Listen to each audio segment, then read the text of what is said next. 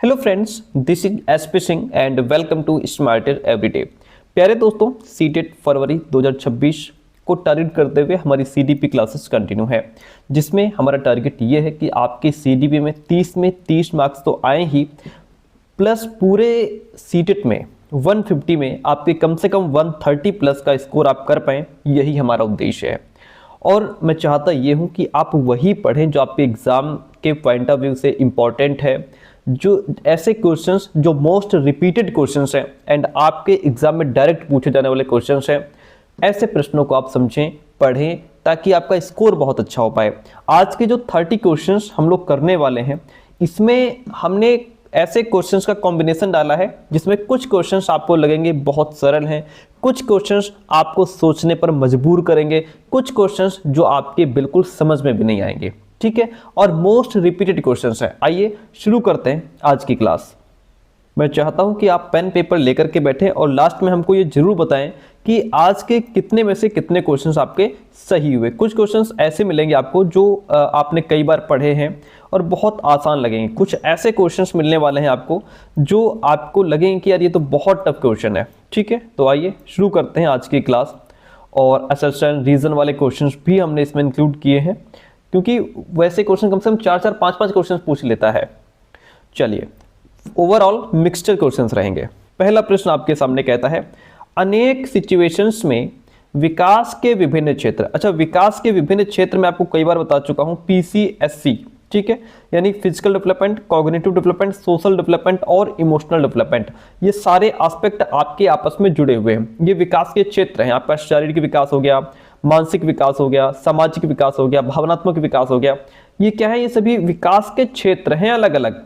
ठीक है, तो ये विभिन्न क्षेत्र मानवीय क्षमताओं की व्याख्या करने में परस्पर प्रतिच्छेद करते हैं। तथापि विकास का कौन सा क्षेत्र प्रत्यक्ष रूप से बौद्धिक योग्यताओं जैसे कि समस्या समाधान की क्षमता, समालोचनात्मक चिंतन और तार्किकता की स्पष्टता की चर्चा करता है? ऊपर का क्वेश्चन छोड़ दो, आपकी मेन बात यहां से शुरू होती है कि विकास का कौन सा क्षेत्र ऐसा है जिसके अंतर्गत हमारी बौद्धिक क्षमताएं आ जाती हैं। बौद्धिक क्षमता मतलब आप समस्या समाधान करने की क्षमता, ठीक है, समालोचनात्मक चिंतन मतलब चीजों को गहराई से समझ पाएं, एनालिसिस कर पाएं, सही गलत को समझ पाएं, ठीक है, और तार्किकता की स्पष्टता यानी कि रीजनिंग, लॉजिकल रीजनिंग। ये सब चीजें आपके कहां से जुड़ी हैं? समस्या समाधान की क्षमता कहां से आती है? शरीर से, मोटर स्किल से, समाज से या संज्ञान से? कहां से आप सोचते विचारते कहां से हैं? शरीर से, समाज से या संज्ञान से? संज्ञानात्मक मतलब अपने दिमाग से। कहां से सोचते विचारते हैं? आप कहां से एनालिसिस करते हैं? सही गलत का डिसीजंस कहां से लेते हैं? हाथ पैरों से या समाज से? दिमाग से। कहां से लेते हैं हम? दिमाग से। यानी कि ये जो भी चीजें हैं, हमारी जो बौद्धिक क्षमताएं हैं, हमारी सोचने समझने की स्किल्स है ना, हमारे सोच विचार बुद्धि है ना, और ये लॉजिकल रीजनिंग, एनालिसिस, ये सब संज्ञानात्मक विकास के क्षेत्र में आते हैं, कॉग्निटिव डेवलपमेंट के क्षेत्र में आते हैं। ठीक है, तो अकॉर्डिंग टू द क्वेश्चन हम जाएंगे ऑप्शन नंबर डी के साथ में। और शारीरिक में आपके फिजिकल ग्रोथ और डेवलपमेंट आ जाता है। ठीक है, इसमें शरीर में आपका जैसे मोटर स्किल्स हो गई और आपका ग्रोथ डेवलपमेंट, ये सब चीजें आ जाती है। बौद्धिक क्षमताओं का यहाँ पे कोई लेना देना नहीं है। गत्यात्मक, मोटर का मतलब होता है कि जैसे ये वो गतिविधि, ये मोमेंट होता है जिसमें दौड़ना, चलना, पकड़ना और फाइन मोटर स्किल्स, इन सब चीजों से जुड़ा हुआ है। सामाजिक में आपका जैसे समाज से जो आप व्यवहार सीख रहे हैं, समाज में आपके रिश्ते, आपके इमोशंस, दूसरों से बातचीत करना, इंटरेक्ट होना, समाज में व्यवहार सीखना, दूसरों से बड़ों का सम्मान करना, ये सारी चीजें समाज में आ जाती हैं। Okay, according to the question जो बौद्धिक क्षमताएं हैं वो आपका ऑप्शन नंबर डी के साथ में चला जाएगा। इतनी बात होती है क्लियर। आगे बढ़ते हैं। बहुत अच्छा प्रश्न ये हमने कल YouTube पे क्विज डाल करके भी पूछा था, तो मोस्टली स्टूडेंट्स ने इसमें गलत भी कर दिया क्वेश्चन को। ये तो बहुत हलवा क्वेश्चन है ना, इसको तो आपको सभी लोग 100% इसको राइट आंसर आपका आना ही चाहिए। यदि ऐसे प्रश्न में आप गलती कर रहे हैं तो ये सोचिए कि सीटेट में आपके गर्दन पर तलवार लटक रही है। ये मान के चलिए, ऐसे क्वेश्चन भी अगर आपसे गलत हो रहे हैं तो ध्यान दीजिए कि क्वेश्चन आपसे गलत ना हो। विकास डैश से डैश की ओर बढ़ता है। कैसे विकास भाई बताओ? सिर से पैर की तरफ जाता है, जटिल से सरल की तरफ जाता है, बाहर से केंद्र की तरफ जाता है, या विशिष्ट से सामान्य की तरफ जाता है? प्यारे दोस्तों, विकास की दो दिशाएं निर्धारित की गई हैं। एक सिर से पैर की तरफ जो दिशा है, ठीक है, जिसको हम सेफेलोकॉर्डल कहते हैं। एक केंद्र से बाहर की तरफ की दिशा है, केंद्र से बाहर की तरफ, जिसको हम प्रॉक्सिमोडिस्टल कहते हैं। तो विकास जो है वो सिर से पैर की ओर बढ़ता है। सिर से मतलब पहले बच्चा अपना सिर संभालना सीखता है, गर्दन संभालना सीखता है, अपना धड़ संभालना सीखता है, फिर बैठना सीखता है, उसके बाद लास्ट में पैरों पर खड़ा होना सीखता है और चलना सीखता है। तो डेवलपमेंट किधर से जा रहा है? सिर से पैर की तरफ जा रहा है, हेड टू टो। ठीक है, ये बात समझ गए आप। जटिल से सरल विकास नहीं होता, विकास सरल से जटिल की तरफ जाता है। केंद्र से बाहर से केंद्र की तरफ नहीं आएगा, केंद्र से बाहर की तरफ जाएगा, और इस प्रक्रिया को हम प्रॉक्सिमोडिस्टल कहते हैं। क्या कहते हैं? इसको हम प्रॉक्सिमोडिस्टल कहते हैं। ओके, विकास विशिष्ट से सामान्य की तरफ नहीं जाएगा, सामान्य से विशिष्ट की तरफ जाएगा। सामान्य, पहले बालक सामान्य क्रियाएं करता है, ठीक है, जैसे किसी चीज को पकड़ने के लिए हाथ भी चलाए, छोटा बच्चा है, हाथ भी चलाएगा, पैर भी चलाएगा, मुंह भी चलाएगा पकड़ने के लिए, लेकिन बाद में वो एक स्पेसिफिक चीज को समझ जाता है, शरीर के एक स्पेसिफिक पार्ट का यूज करता है कि मुझे इसको पकड़ने के लिए पैरों की आवश्यकता नहीं, मुंह की आवश्यकता नहीं है, मुंह खोलने की आवश्यकता नहीं है, सीधे सीधे हाथों से मैं इसको पकड़ सकता हूं। या छोटा बालक पेंसिल पकड़ने के लिए पूरे हाथ का प्रयोग करेगा, फिर बाद में समझ जाता है मुझे इसके लिए स्पेसिफिक 3 फिंगर्स का यूज करना है, 3 फिंगर्स से वो पेंसिल को पकड़ लेता है। ये होता है सामान्य से विशिष्ट। ओके, यही होता है सरल से जटिल भी इसको कहते हैं। तो कुल मिलाकर के according to the question option number A right हो जाएगा। और ये जो केंद्र से बाहर की तरफ जाता है इसको प्रॉक्सिमोडिस्टल कहते हैं, इसको ध्यान रखिएगा। अगला प्रश्न लीजिए, कहता है कि प्रारंभिक बाल्यावस्था के दौरान डैश सामाजिकरण का प्राथमिक कारक है और डैश सामाजिकरण का द्वितीय कारक, यानी कि जो छोटा बच्चा होता है वो उस समय बाल्यावस्था में जो सामाजिकरण की प्रक्रिया है, जैसे लोगों के बीच कैसे रहना है, खाना पीना, लोगों के साथ कैसे व्यवहार करना है, उसके आदर्श आचार व्यवहार, दूसरों से बड़ों का सम्मान करना, ये सारी चीजें सबसे पहले कौन सिखाता है? सबसे पहले क्या वो जनसंचार माध्यम सिखाते हैं? सबसे पहले स्कूल सिखा देता है, या फैमिली सिखाती है, या प्रिंट मीडिया सिखाती है? तो सबसे पहले बालक जो भी संस्कार, सभ्यता, आचार विचार सीखता है सबसे पहले परिवार में सीखता है, परिवार के बाद आस पड़ोस में जाता है, या आस पड़ोस यहाँ पे है नहीं तो विद्यालय में जाता है। हालांकि ऐसा नहीं कि आस पड़ोस नहीं है तो डायरेक्ट विद्यालय में, जो भी उसके रिश्तेदार हैं वहां जाता है या विद्यालय में जाता है, बाकी चीजें सेकेंडरी हो जाती हैं। तो बालक सबसे पहले कहाँ आएगा? परिवार में। सबसे पहले बालक के अंदर जो भी समाजीकरण आएगा, सोशलाइजेशन, जो भी कुछ सीखेगा, आचार व्यवहार, परिवार से सीखेगा। उसके बाद विद्यालय जो है यह समाजीकरण का द्वितीय कारक है। ओके, इसलिए ऑप्शन सी राइट हो गया। जनसंचार माध्यम हो, विद्यालय हो, ठीक है, और प्रिंट मीडिया हो, ये सारी चीजें सेकेंडरी में आ जाती हैं। According to the question option number C right हो जाता है। आगे बढ़ते हैं, अगला प्रश्न लीजिए, क्या कहता है अगला प्रश्न? जीन पियाजे के सिद्धांत के अनुसार अगर एक स्कीम यानी कि योजना संतुष्ट परिणाम नहीं देती है तो डैश क्या उत्पन्न होता है? समझिए क्वेश्चन को। पियाजे के अनुसार स्कीम मतलब कोई योजना, मतलब बच्चे के दिमाग में किसी चीज को समझने का बना हुआ एक तरीका, एक स्ट्रक्चर। किसी चीज को समझने के लिए बालक अपने दिमाग में एक स्ट्रक्चर तैयार कर लेता है, उसके माध्यम से उस चीज को समझता है। तो वो जो चीज उसने अपने दिमाग में जो प्लान बनाया हुआ है वो अगर उसको सही परिणाम नहीं दे रही है तो बच्चे के अंदर क्या उत्पन्न हो जाएगा? अगर बालक किसी नई सिचुएशन को, अपनी पुरानी जो उसके अंदर स्कीम बनी हुई है उससे वो सही ढंग से नहीं समझ पा रहा है किसी नई चीज को, ठीक है, तो उसके मन में क्या होगा? उसके मन में एक उलझन पैदा हो जाएगी, एक कंफ्यूजन पैदा हो जाएगा। और बच्चे के अंदर ये जो कंफ्यूजन, उलझन पैदा होगी, इसको कहते हैं डिसइक्विलिब्रेशन। क्या कहते हैं? डिसइक्विलिब्रेशन कहते हैं, ठीक है। अच्छा, ये डिसइक्विलिब्रेशन होता क्यों है भाई? क्योंकि यहाँ पे बच्चे की जो पुरानी सोच है, जो उसने अपना पुराना पैटर्न बनाया हुआ है किसी चीज को लेकर के, जब वो नई जानकारी को उसमें फिट नहीं कर पाता है ना। मान लीजिए जैसे छोटा बच्चा है, अब उसने पहले उसने बॉल को देखा था, बॉल से उसने खेला भी, जंप भी कराया, उसने देखा कि हाँ इस तरीके की गोल चीजें बॉल होती हैं, बॉल जो है गोल है, ठीक है। अब वो पहली बार उसके सामने संतरा आ गया, ऑरेंज आ गया, ठीक है। अब वो देख रहा है यार ये क्या है, ये ऐसे जंप भी नहीं कर रहा है ना, बॉल जैसा ये जंप नहीं कर रहा है, ये है क्या, ठीक है। ऑरेंज आ गया, या उसने देखा उसके सामने एप्पल आ गया, पहले वो समझता है यार ये भी बॉल ही है, लेकिन देखता है ये तो बॉल जैसी एक्टिविटी नहीं है इसमें, ठीक है। तो अब क्या होता है कि उसकी जो पुरानी जो प्लान, उसके अंदर जो स्कीमा बना हुआ है उसमें वो फिट नहीं बैठ रहा है ना। उसकी जो पुरानी स्कीम है वो फिट नहीं बैठ रही है कि भाई ये ऑरेंज है, वो समझ ही नहीं पा रहा कि ऑरेंज है। वो कह रहा है आखिर बॉल तो जंप करती है, ये भी गोल है, लेकिन ये जंप नहीं कर रहा है। तो बच्चे के अंदर एक असंतुलन पैदा हो जाएगा, उलझन पैदा हो जाएगी, है ना।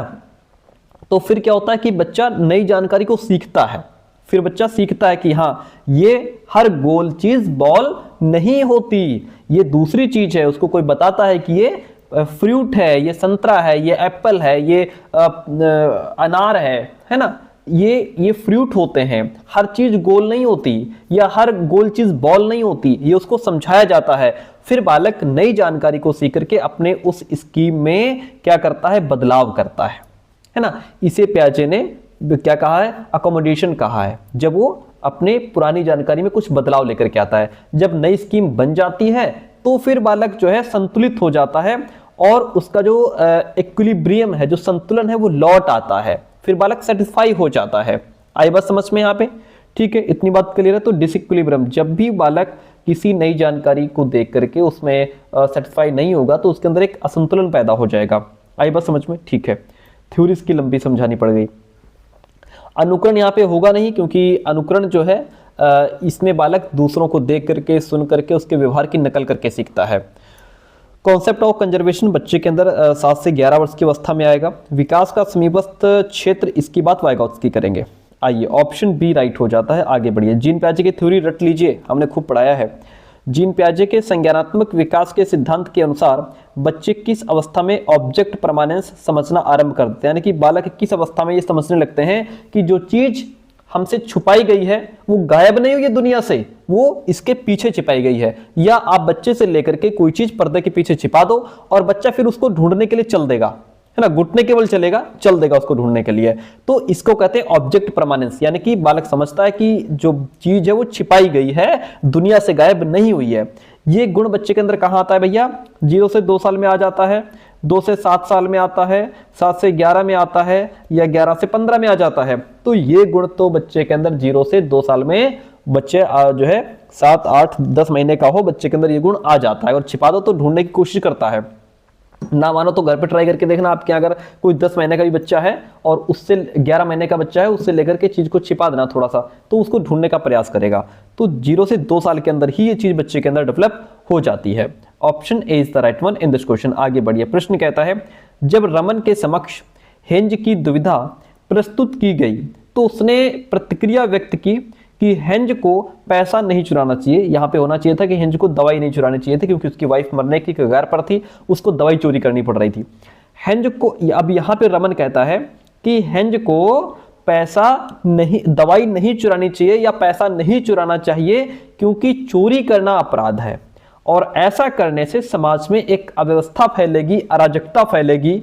और वर्तमान में रमन नैतिक विकास की किस अवस्था में है? अगर बालक ये कह रहा है कि हिंज को क्या करना चाहिए था, अगर उसकी वाइफ मर रही है तो मरने दो, लेकिन उसको चोरी नहीं करनी चाहिए, यानी कि यहाँ पे बालक समाज के नियम कानून को सर्वोपरि मान रहा है। वो समझता है कि जो नियम कानून है वही सब कुछ है, हमें उसके हिसाब से ही चलना चाहिए। मतलब जो बालक है यहाँ पे वो किसमें है, कानून और अव्यवस्था विन्यास में, लॉ एंड ऑर्डर ओरिएंटेशन की अवस्था में है। ठीक है, ये आपका सेकंड लेवल 4th स्टेज की बात यहाँ पे हो रही है। यहाँ बालक समाज के नियम कानून को सर्वोपरि मानता है, वो समाज के प्रति अपनी ड्यूटीज, अपनी रिस्पॉन्सिबिलिटी को भी समझता है। उसे लगता है कि अगर हर कोई नियम कानून तोड़ेगा तो समाज में एक अव्यवस्था फैल जाएगी, अराजकता फैल जाएगी, है ना, समाज बिगड़ सकता है, तहस नहस हो सकता है। ओके, तो ये सेकंड लेवल 4th स्टेज की बात हो रही है। अब बाकी ऑप्शन भी आपको समझा देता हूं। आज्ञाकारिता और दंड अभिविन्यास, ये आपका फर्स्ट लेवल, फर्स्ट स्टेज है। ओके, यहां पे बालक डर के भय से आज्ञा का पालन करता है। यांत्रिक उद्देश्य अभिविन्यास, ये आपका फर्स्ट लेवल का सेकंड स्टेज है। यहां बालक उस काम को सही मानता है जिसमें कि उसका व्यक्तिगत फायदा होना चाहिए, जिसको हम लोग स्वलाभ मानसिकता भी कहते हैं। इसमें बालक ये सोचता है कि किसी भी काम को करने के पीछे अपना भी फायदा देखता है ना। जैसे क्लास में बच्चा क्या करेगा कि अगर तुम मुझे अपनी पेंसिल दोगे तो मैं तुम्हें अपना पेन दे दूंगा, है ना, या तुम मुझे अपना टिफिन दोगे खाने के लिए तो मैं भी अपना खाना तुम्हारे साथ शेयर करूंगा, है ना। या जैसे तुमने अगर किसी ने किसी को मार दिया तो उसने थप्पड़ मारा, उसने मुक्का मार दिया, तो अपना भी लाभ देखता है बच्चा।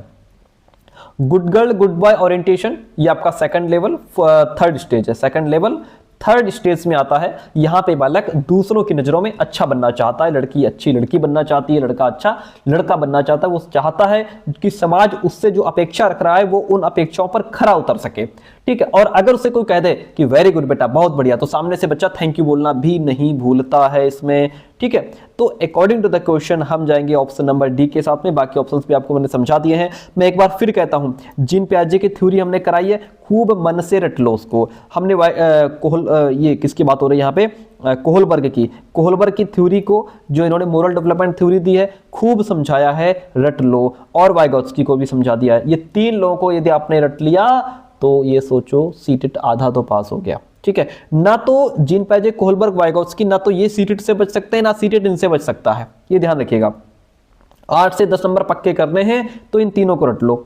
अगला प्रश्न लीजिए, वाइगोत्स्की के विचारों के अनुसार निम्न में से कौन सा कथन सही है। वाइगोत्स्की के अकॉर्डिंग बात हो रही है। सामाजिक पृथकीकरण अधिगम में योगदान देता है। नहीं नहीं नहीं भैया, ये जो वाइगोत्स्की हैं ये तो समाज से अलग थलग की बात नहीं करते। क्या कहते हैं ये कहते हैं बालक समाज से ही तो सीखता है। कहां से सीखता है? बच्चा अकेला नहीं सीखता, बालक सीखता है अपने समाज से, सभ्यता से, संस्कृत से, लोगों के साथ मिलजुल करके, बातचीत करके, इन सब चीजों की वजह से सीखता है ना। तो पृथकीकरण की तो बात ही नहीं होगी।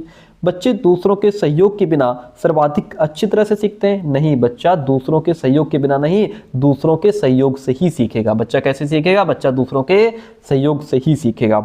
संकेत और मदद अधिगम की गति में अवरोध पैदा करते हैं। नहीं, ये अधिगम की गति को बढ़ावा देते हैं।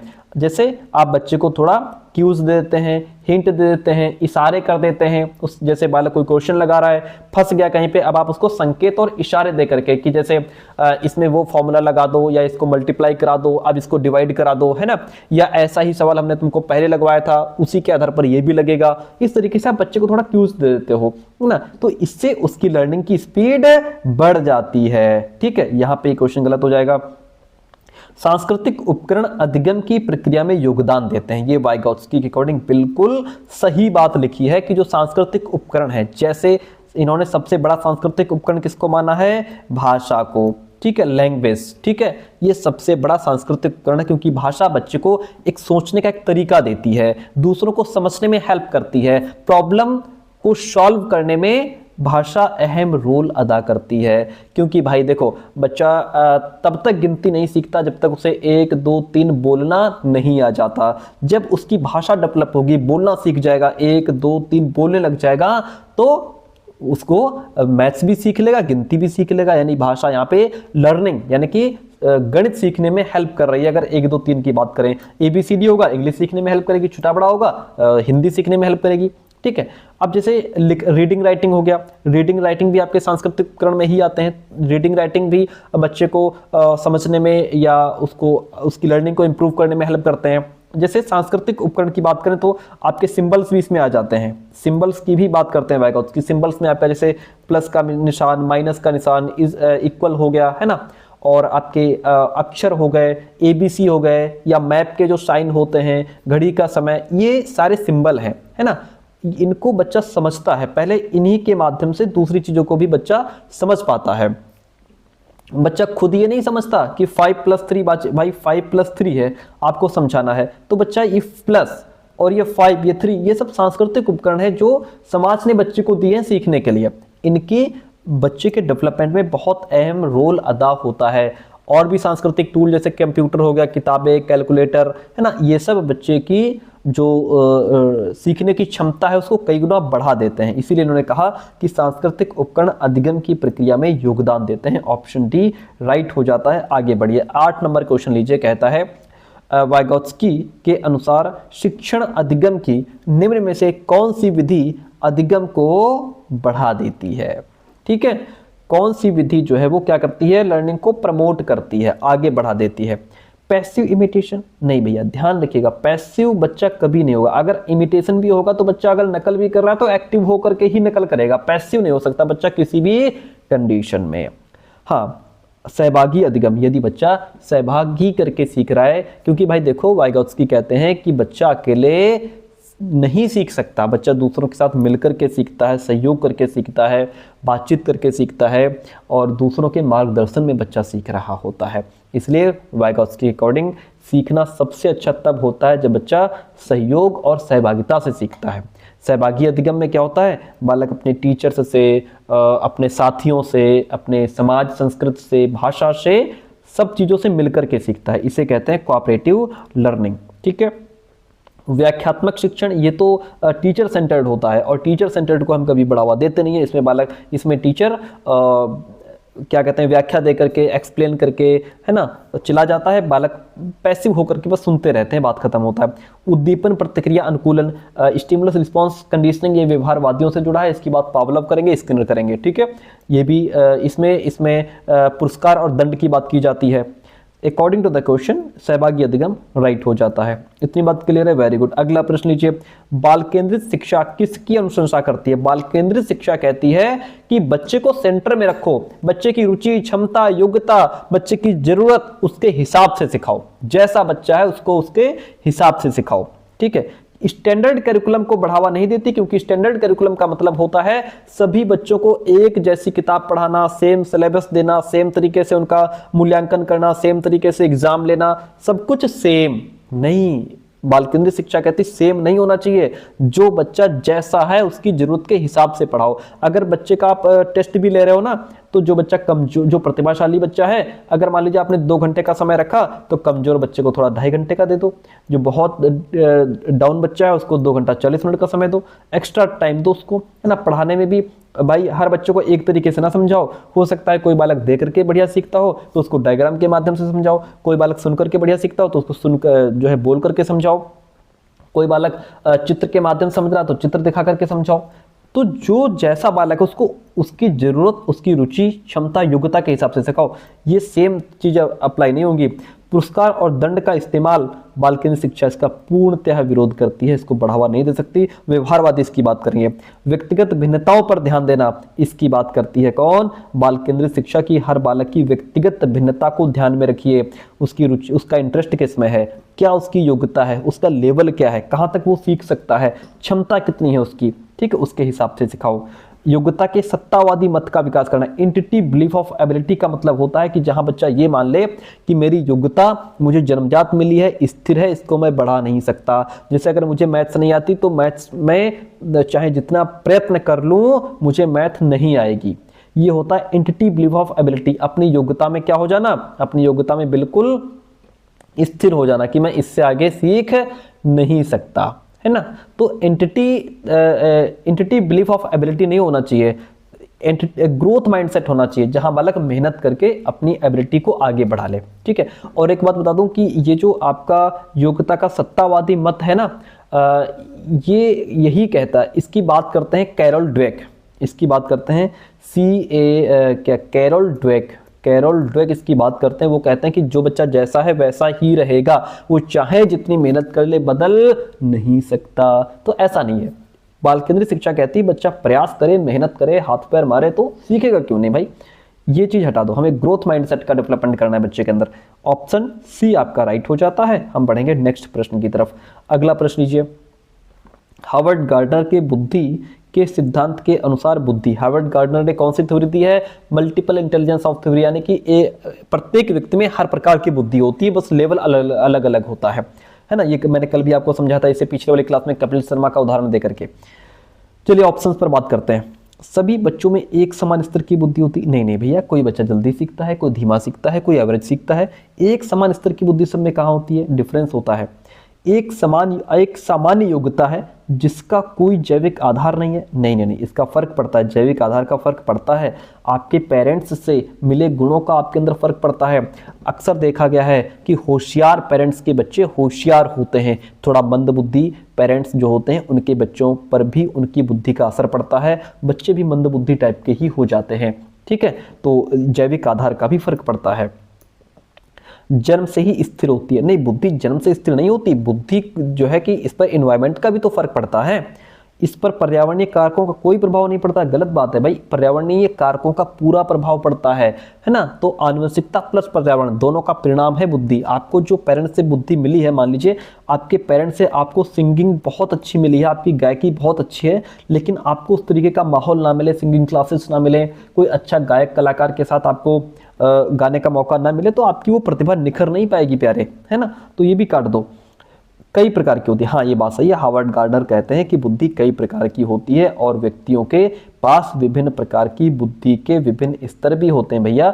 मान लीजिए आपके अंदर सिंगिंग की बुद्धि बहुत अच्छी है ना, आपके अंदर डांसिंग की बुद्धि भी, आप सिंगिंग भी कर लेते हैं, आप डांस भी कर लेते हैं, लेकिन ऐसा नहीं कि दोनों बराबर होगा। आपको डांस भी बहुत टॉप का होगा, सिंगिंग बहुत टॉप की नहीं होगी, किसी कंडीशन में नहीं हो सकती। आप किसी भी कलाकार को देख लीजिए, किसी के अंदर भी दोनों चीज़ें बहुत हाई लेवल की नहीं होंगी। अगर सिंगिंग बहुत अच्छी है, डांसिंग अच्छी है, लेकिन उस लेवल की नहीं होगी, स्तर अलग अलग होगा, है ना। मैंने कल भी बताया था, कपिल शर्मा है, उसके अंदर लिंग्विस्टिक इंटेलिजेंस बहुत अच्छी है, कॉमेडी बहुत अच्छी करता है, टॉप है कॉमेडी में, लेकिन उसकी सिंगिंग भी बहुत अच्छी है। आप लोगों ने सुना होगा कितना बढ़िया गाता है, लेकिन सिंगिंग का लेवल कम है उसके अंदर, ठीक है। तो स्तर अलग अलग होता है। Option D is the right one in this question. अगला प्रश्न लीजिए, कहता है अधिगम का सामाजिक रचनावादी सिद्धांत अधिगम प्रक्रिया को सहज सुगम बनाने के लिए कक्षा में मुद्रित समृद्ध परिवेश के सृजन पर बल देता है। क्या कह रहा है भैया? कह रहा है कि अधिगम का जो सामाजिक रचनावादी सिद्धांत है वो कहता है कि जो लर्निंग प्रोसेस है ना, उसको आसान बनाने के लिए आपके क्लास का जो एनवायरनमेंट है वो रिच एनवायरनमेंट होना चाहिए। कैसा होना चाहिए? Print rich environment. Print rich environment बच्चे की लर्निंग को और इम्प्रूव कर देता है। सर ये प्रिंट रिच एनवायरनमेंट होता क्या है? प्रिंट रिच एनवायरनमेंट ये होता है, मैंने नीचे 2 इमेज लगा दी हैं तो आपको समझाने के लिए। यहाँ ये है प्रिंट रिच एनवायरनमेंट, है ना।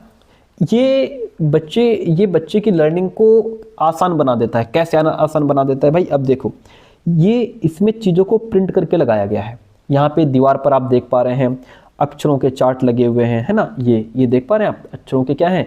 चार्ट लगे हुए हैं, है ना। और ये देखिए वर्ड वॉल लगे हुए हैं, ये शब्द लगे हुए हैं। इन्हें क्या है कि और क्या है, जैसे नंबर्स हैं यहाँ पे, है ना, लिखा है।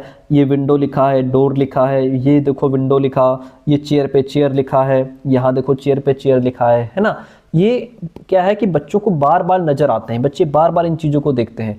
इससे बच्चे बिना मेहनत के शब्द पहचानना और पढ़ना सीख जाते हैं। तो प्रिंट रिच एनवायरनमेंट में बच्चा अपने आप भी सीख जाता है हर बार, यानी कि टीचर की जरूरत नहीं पड़ती। वातावरण ऐसा है कि वातावरण यहाँ पे खुद ब खुद शिक्षक बन जाता है। ये जो एटमॉस्फेयर होता है ये खुद ब खुद टीचर बन जाता है, बच्चों को अपने आप सिखा देता है। बच्चे हर समय चारों तरफ शब्दों को देख रहे हैं, चित्रों को देख रहे हैं, मैप को देख रहे हैं, मॉडल देख रहे हैं, ग्लोब देख रहे हैं, है ना। इससे सीखना सिर्फ टीचर्स पर डिपेंड नहीं रह जाता, कक्षा का माहौल ही सीखने का साधन बन जाता है ना। और बच्चे में खुद पढ़ने की एक क्यूरियोसिटी पैदा हो जाती है ना। जैसे बच्चे खुद पूछते रहते हैं ये क्या लिखा है, ये क्या लिखा है, ये अच्छा ये कौन सा जानवर है, ये कौन सा जानवर है, ओके। और बच्चे आपस में एक दूसरे से पूछते रहते हैं ये बताओ इसमें हमारा भारत कहाँ है, इसमें हमारा जो है ये देश कहाँ है, या ये प्रदेश कहाँ है ना। इससे बच्चा सेल्फ लर्निंग की हैबिट उसके अंदर बढ़ जाती है। और तो और यहाँ बच्चे का जो लैंग्वेज डेवलपमेंट है वो बहुत अच्छे से होता है, भाषा विकास बहुत तेज होता है, क्योंकि ऐसे क्लास में बच्चे रोज नए शब्द देख रहे हैं और उनसे सेंटेंस बना रहे हैं, उनका प्रोनाउंसिएशन कैसे बोलना है समझ रहे हैं, स्पेलिंग्स को समझ रहे हैं।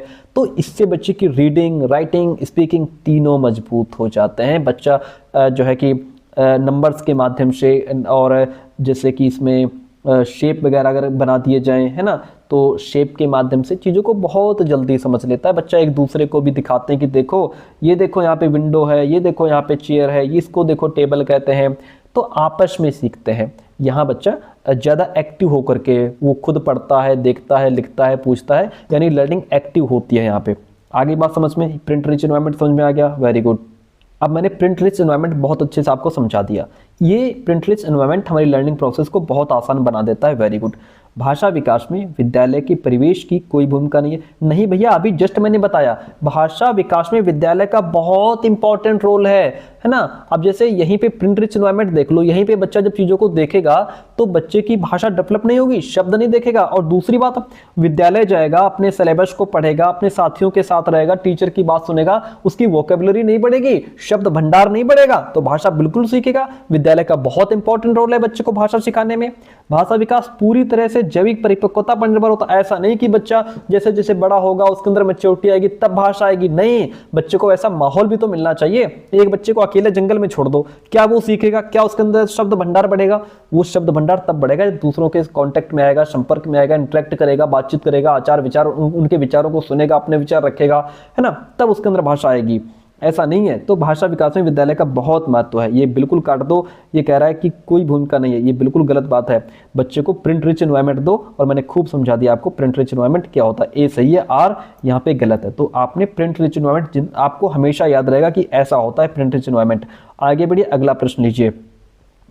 अच्छा, आप लोग बहुत स्टूडेंट्स कमेंट करते हैं कि सर लाइव पढ़ाइए। तो प्यारे दोस्तों, ऐसा है कि मेरे पास लाइव पढ़ाने की व्यवस्था अभी नहीं है ना, तो इसलिए मैं लाइव नहीं पढ़ा पाता हूँ। बाकी आपको प्रीमियर क्लास 6 बजे मिल जाती है, तो आप लोग इसको अगर आप देखें, जाने, समझें, तो जो बड़ी बड़ी क्लासेस हैं, बड़े बड़े टीचर्स हैं, मैं कोशिश करता हूँ उनसे ज़्यादा आपको बेहतर समझाने का प्रयास करता हूँ। और क्योंकि यहाँ पे मैं बहुत डीप और बहुत छोटे लेवल से चलता हूँ, ताकि आपको हर एक शब्द का मतलब समझा पाऊँ। ओके, तो आपके लिए बेस्ट है अगर आप कंटिन्यू क्लासेस हमारी देखते हैं, तो बहुत बहुत बेहतर आप कर पाएंगे। आगे देखिए, लड़के बहुत शक्तिशाली और कठोर होते हैं, ठीक है, लड़कियां नरम और कोमल होती हैं, संवेदनशील होती हैं। इस तरह के कथन किसको बढ़ावा दे रहे हैं? आप लड़कियों का रोल अलग सेट कर रहे हो, लड़कों का रोल अलग सेट कर रहे हो। ये किसको बढ़ावा देता है? जेंडर रूढ़िवादिता को, जेंडर स्टीरियोटाइप को, कि लड़कियां खाना बनाएंगी, लड़के ऑफिस जाएंगे, लड़कियां संवेदनशील कोमल होती हैं, लड़के मजबूत होते हैं, लड़कियां इमोशनल बहुत जल्दी हो जाती हैं, लड़के रोते नहीं है। तुम रो नहीं, तुम लड़के हो, क्यों क्यों क्यों नहीं रो सकता भाई? उसके अंदर भावना नहीं है, उसकी इमोशंस नहीं है, वो रोकर के इमोशन व्यक्त नहीं कर सकता अपने, उसके अंदर भी दिल है ना। तो ये जेंडर रूढ़िवादिता, जब आप लड़के लड़कियों का अलग अलग रोल सेट कर देते हो। तो अच्छा, जेंडर समानता का मतलब कि आप सभी लड़के लड़की को सबको समान समझ रहे हो। जेंडर समता का मतलब, समता और समानता में थोड़ा सा डिफरेंस है। डिफरेंस ये है कि समता में हम सबको बराबर मानते हैं, समानता में सबको बराबर। लड़के लड़की अगर ऑफिस में काम कर रहे हैं तो दोनों को बराबर सैलरी दे रहे हैं, दोनों को 20-20, अगर 20,000 सैलरी है तो दोनों को 20-20 हज़ार। ऐसा नहीं कि लड़के को 20,000 लड़की को 18,000, दोनों को बराबर सैलरी आप दे रहे हैं, ये समानता हो गई, ठीक है। समता का मतलब जैसे क्लास में आप जो बालक जैसा है उसको उसकी जरूरत के हिसाब से आप चीजें उपलब्ध करा रहे हो, ठीक है। तो अब जैसे स्कूल जाने के लिए आप लड़कियों को समता कैसे हो सकती है कि लड़कियों के लिए आप जो है गाड़ी लगा दो, कि लड़कियां जो है, क्योंकि उनको ज़्यादा सुरक्षा की जरूरत होती है, तो लड़कियों को आप विद्यालय पहुंचा रहे हो, उसके लिए आपने साधन दिए हुए हैं, सरकार की तरफ से साधन दिए गए हैं कि आप लड़कियां जो है वो इसमें बैठ के जाएंगे। तो लड़कियों की जरूरत थी इसकी चीज़ की, तो वो समता हो गई। या जैसे आपने क्लास में किताबें बांटी और सबको किताबें बांट दी, सबको बराबर किताबें बांटी, ये समानता है। और मान लीजिए कोई ब्लाइंड पर्सन है, यानी कि जो दृष्टिबाधित है, उसको आप उसके हिसाब से उभरे हुए अक्षर वाली किताबें दे रहे हो, ये समता है कि आपने उसकी जरूरत के हिसाब से चीज़ उसको प्रोवाइड कराई। ओके, तो समानता समता में इतना अंतर है। सशक्तिकरण का मतलब होता है कि जहाँ पे लड़के और लड़की दोनों अपने डिसीजंस खुद ले सकें, ठीक है। और जब लड़कियों को एजुकेशन या हेल्थ या फ्रीडम की बात की जाए तो बराबर का अवसर मिले। जब लड़कियों को कमज़ोर, निर्भर या सिर्फ घरेलू कामों तक सीमित ना माना जाए, और लड़के भी अपनी भावनाएं व्यक्त कर सकें, उनके अंदर भी दया होती है, सहानुभूति होती है, और आर्ट जैसे जो क्षेत्र होते हैं उनको भी वो चुन सकें, तो बिना ये कहे कि लड़कियों का काम है। तो ये होता है जेंडर एम्पावरमेंट, कि हर जेंडर को अपने तरीके से काम करने की पूरी आज़ादी है। यानी हर बच्चे को अपने सपने पूरे करने की आज़ादी और समर्थन देना, चाहे वो लड़का हो या लड़की हो, इसी को कहते हैं जेंडर एम्पावरमेंट। प्रश्न जो हमसे पूछ रहा था उसके अकॉर्डिंग हम ऑप्शन नंबर डी के साथ में चले जाएंगे। अगला प्रश्न कहता है कि बच्चों की स्वीकृति अधिगम शैलियों में व्यक्तिगत भिन्नताओं को किस प्रकार से संबोधित नहीं किया जाना चाहिए। भाई प्रश्न क्या पूछ रहा है? प्रश्न ये जानना चाहता है कि बच्चों की जो अधिगम शैलियाँ हैं, बच्चों की जो सीखने की स्टाइल है, लर्निंग स्टाइल है ना, उसमें क्या होता है? उसमें इंडिविजुअल डिफरेंस होता है, उसमें व्यक्तिगत भिन्नता होती है, क्या होती है, उसमें व्यक्तिगत भिन्नता होती है ना। तो इसको कौन से तरीके से संबोधित नहीं करना चाहिए, ऐसा कौन सा काम है जो टीचर्स को नहीं करना चाहिए। भाई आपकी क्लास में 30 बच्चे हैं, 40 बच्चे हैं, उनका लर्निंग स्टाइल अलग अलग है। कोई फास्ट सीख रहा है, कोई स्लो सीख रहा है ना, कोई एवरेज बच्चा है, तो सबकी लर्निंग स्टाइल अलग अलग होती है। तो ये हमें व्यक्तिगत भिन्नता देखने को मिलती है। अब आप क्या करेंगे, उन्हें बहुविध तरीकों से जानकारियां प्रस्तुत करेंगे। ये किस प्रकार से आप संबोधित नहीं करेंगे, यानी कि आप कौन सा काम टीचर क्लास में नहीं करेगा, उन्हें बहुविध तरीके से जानकारियां प्रस्तुत करके ये काम हम करेंगे। ये तो अच्छी चीज़ है भाई कि भाई हम, क्योंकि इंडिविजुअल डिफरेंस है, व्यक्तिगत भिन्नता है। कोई बालक सुन करके बढ़िया समझता है, कोई देख करके बढ़िया समझता है, कोई डायरेक्ट लर्निंग बाय डूइंग के माध्यम से बढ़िया समझ रहा है, कोई प्रयोग करके बढ़िया समझता है। तो जो जैसा समझ रहेगा हम उसको वैसा अवसर देंगे। तो क्या है, बहुविध तरीके से हम जो भी कॉन्सेप्ट पढ़ा रहे हैं, जो जानकारी दे रहे हैं, उसको अलग अलग तरीके से बच्चे के सामने रखने का प्रयास करें। ये अच्छी चीज़ है, ये टीचर करेगा। हमें ध्यान देना कौन सा काम नहीं करना है। उन्हें बहुविध तरीकों से जानकारियों पर काम करने के अवसर देकर, ये भी बात ठीक है कि बच्चे ने जो जानकारी हासिल की उसको अलग अलग तरीके से प्रयोग करके भी देखे, है ना। उसको बच्चे को अलग अलग तरीके से काम करने का मौका देने से भी बच्चे की जो लर्निंग है वो मजबूत होती है। अगर बच्चा सुन करके बढ़िया समझता है तो अब हम बच्चे को उस पर चिंतन मनन करने का मौका दें। अगर बच्चा डायग्राम देख करके बढ़िया समझ रहा है तो अब हम बच्चे को डायग्राम बनाने का अवसर दें कि बच्चा खुद डायग्राम बनाए, है ना। तो इस तरीके से जो भी बच्चे के सामने जानकारी हमने रखी, बच्चा उसको करके भी देखे।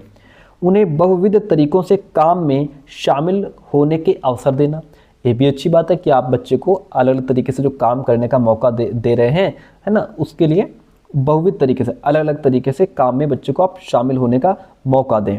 उनका बहुविध तरीकों से नामकरण, लेबलिंग और पृथक्करण करना, ये गलत बात है भाई कि आप बच्चे को अलग अलग तरीके से नामकरण कर रहे हो। जैसे ये तो सीख ही नहीं सकते, है ना, और ये सिर्फ देख करके समझते हैं, ये ऐसे बच्चे हैं सिर्फ सुन करके समझ जाते हैं, और ये बच्चे बहुत बेकार हैं, इनको जब तक पूरा चित्र बना करके ना समझाओ, डायग्राम ना समझो, ये समझते ही नहीं है। इस तरीके से आप सबका नामकरण कर रहे हो, ये तो गलत बात है ना।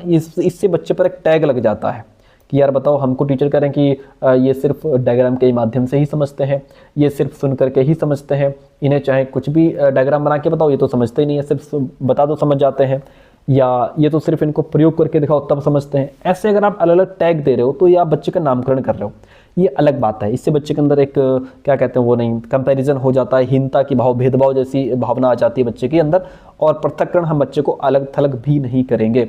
ये काम टीचर का नहीं है, बाकी सारे काम टीचर करेगा। ऑप्शन डी, ये काम नहीं करेगा। Option D is the right one in this question. आगे बढ़ जाइए।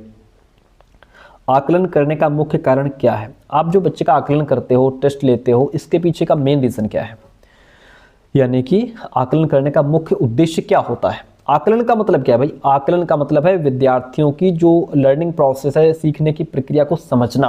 बालक कैसे समझ रहा है ना, उसको कहाँ सुधार करने की जरूरत है, कैसे बेहतर हो सकता है, इसलिए आकलन जरूरी होता है। तो इसके पीछे मेन उद्देश्य होता है विद्यार्थियों में परीक्षा के प्रति भय पैदा करना, नहीं डर पैदा करना हमारा कभी कोई उद्देश्य नहीं होता।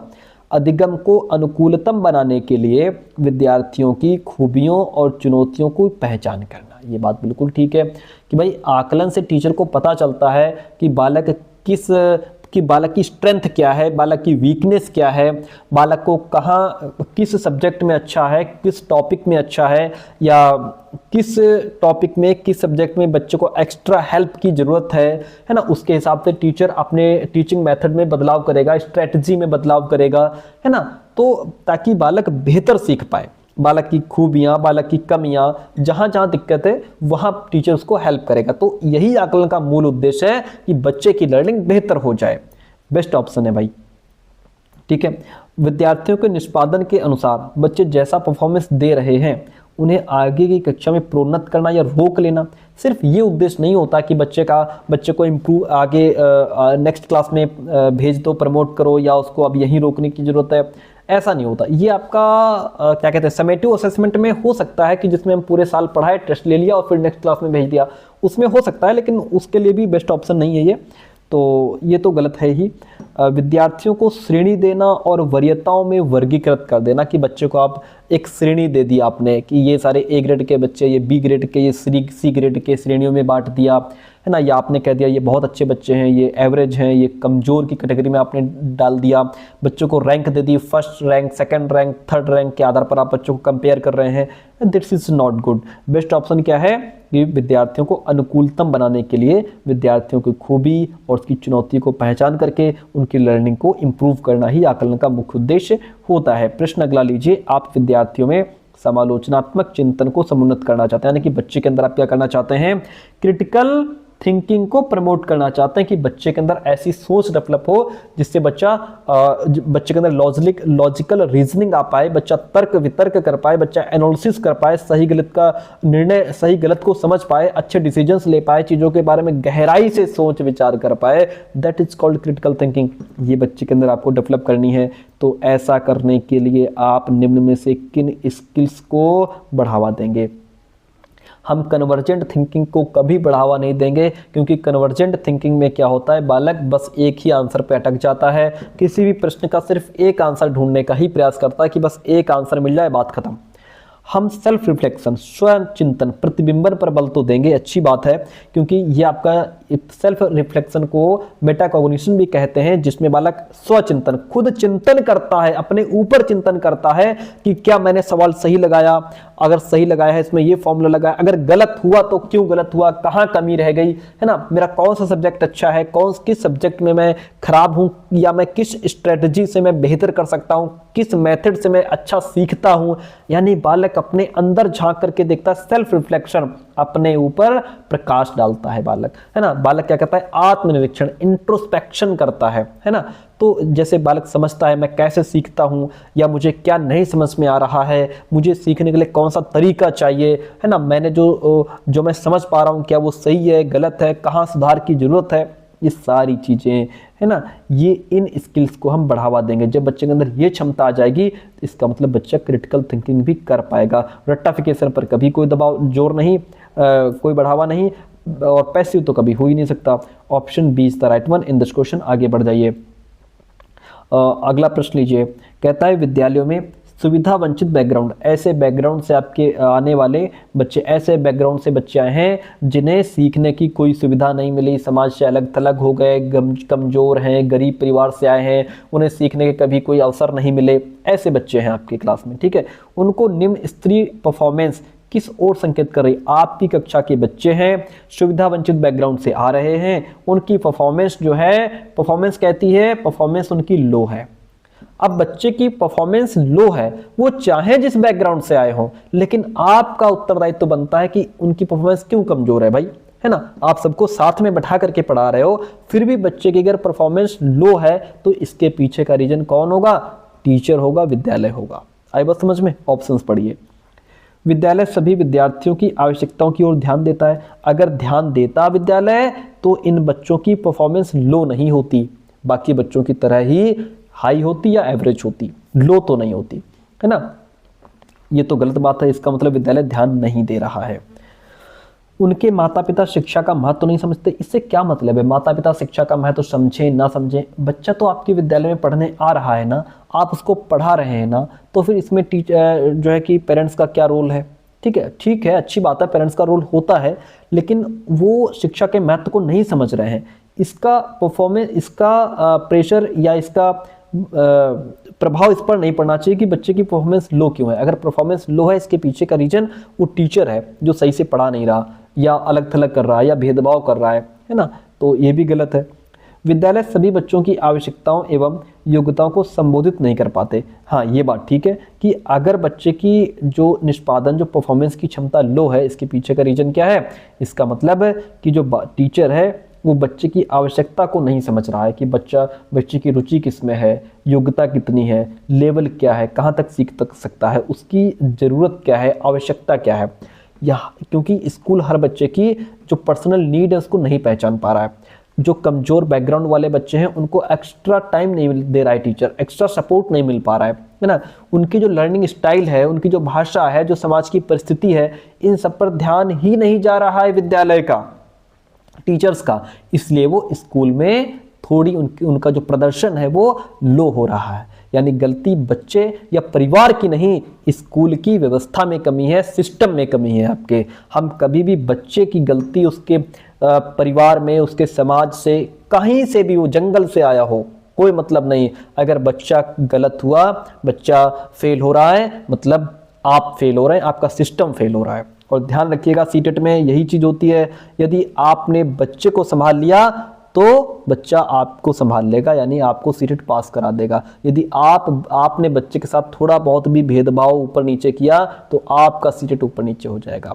बच्चे को खोपड़ी बिठा के रखना है हर कंडीशन में। तो अब यहाँ बच्चा फेल हो रहा है, इसका मतलब सिस्टम फेल हो रहा है। बच्चे का सामाजिक परिवेश उनके अधिगम के लिए पूरी तरह से उत्तरदायी है। जो बच्चे का सामाजिक परिवेश है वही पूरी तरह उत्तरदायी है ऐसा नहीं है, इस पर अधिगम पर प्रभाव पड़ता है उस स्कूल के एटमॉस्फेयर का, स्कूल सपोर्ट का, टीचर्स का, सीखने के अवसर कैसे मिल रहे हैं, इन सब चीज़ों का प्रभाव पड़ता है। सिर्फ उसका सामाजिक परिवेश ही इसका उत्तरदायी नहीं होता, ये भी गलत है। बेस्ट ऑप्शन सी हो जाएगा।